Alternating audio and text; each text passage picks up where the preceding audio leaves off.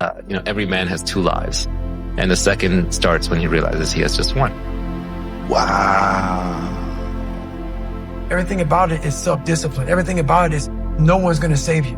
No one's going to come out of the woods and say, hey, I got your back, man. I want to take you from all this shit.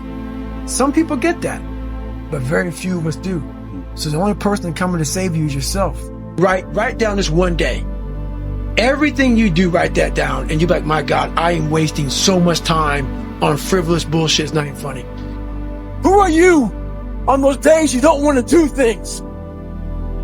It's easy to conquer when it's good weather. You got good sleep. Work's going good. But who are you on those fucking days when all hell's broke loose? Your body's fucked up. You're sore. You're depressed. You're miserable. That's the great divide. Those people who get up on those days when everything's fucked up and still grind, that's the separator right there. There's a moment when every boy realizes no one's coming to save him. And that's when he becomes a man. And some boys never get there and stay children forever. Everything is possible in your life when you believe. When you believe, everything is possible. Man, if you can see it here and you have the courage enough to speak it, it will happen. A lot of times people believe in certain things, but they keep to themselves. They don't put it out there. If you truly believe in it, if you become vocal with it, you are creating that law of attraction and it will become reality. We expect things to change. You think you're going to get in better shape. You think you're going to get more money. You think your relationship is going to improve. You think you're going to get promoted. You think you're going to get a raise. You think the world is going to get better without you doing anything. But it isn't. Nothing is going to change unless you change what you're doing.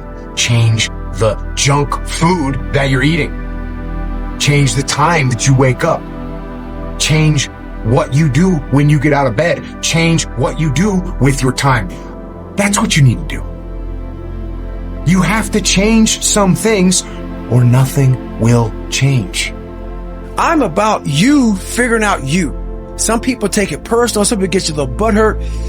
This is about you figuring out your self-talk has to change. The most important conversation you ever have is the one you have with your fucking self. You walk around with it all day, you act on it, pretty soon, good or bad. I want you to change who you are. I'm like, you have no fucking idea how great you really are.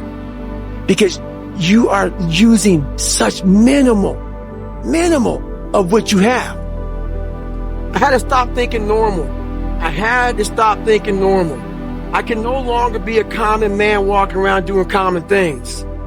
Life will happen to you instead of life happening for you. Do not allow that. Just do not allow that. You have to take control. I don't care how you do it. I don't care if you set an alarm every 45 minutes so you can audit your thoughts, so you can audit what is influencing you, so you can control what's influencing you. Control the things you think about. You can actually control how you feel. You can control what you think, and you can definitely control what you do. Do not be a slave to influence. You gotta be the master of your mind. You gotta control your mind. You gotta exercise mind control. Hell week's 130 hours. And 130 hours is a lot of seconds. A lot of fucking seconds. And if you lose, let's say you win every second but one, you lost. It only takes 1 second for you to lose the whole thing. So the 1 second decision is just that.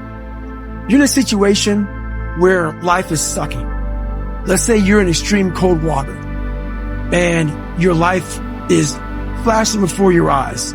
Every time that wave goes over your head, your thought process is, I gotta get the fuck out of this water. And you're in Hell Week. And you're hour one of 130 fucking hours.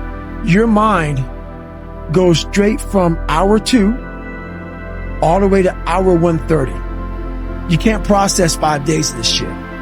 You're now in a fuck you, like I gotta get out of here. You're in fight or flight It's cold. I can't be cold this long. And then this is where that 1 second decision comes in. You forgot every reason why you wanted to be there. You don't care about SEALs. You don't care about any of this shit. You don't care about fighting for your country.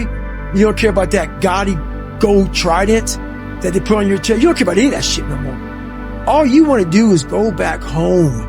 You want the warmth. You may want something to eat. You want your girl to hold you. All those things of comfort are there in that 1 second. Where are you going to end up if you quit this shit? Where are you going to go? What are you going to say to yourself? Because you know you're going to get warm. The second you get out of this water, you can take a shower and you can be warm. And you could be, and in 5 days you could be out. So I start thinking logically. I calm my brain down because your brain just wants to get the fuck out. Ring the bell, put your helmet down, get warm, and then you're really fucked. And these are the things you have to think about in the 1 second decision. So that's what that's all about. It's about gaining control of your mind, putting things back in the proper perspective, and then saying, I really do want to be here. And I'm going to have a bunch of these 1 seconds through this 130-hour journey. And I have to learn to control these, because if I fail one of these 1 seconds, I will not be a SEAL. I will not be a doctor. I will not be a lawyer. I will not be whatever the fuck it is. So that's how important that 1 second decision is. It's all about your mind takes control of you. You have to say, fuck you. I run this motherfucker.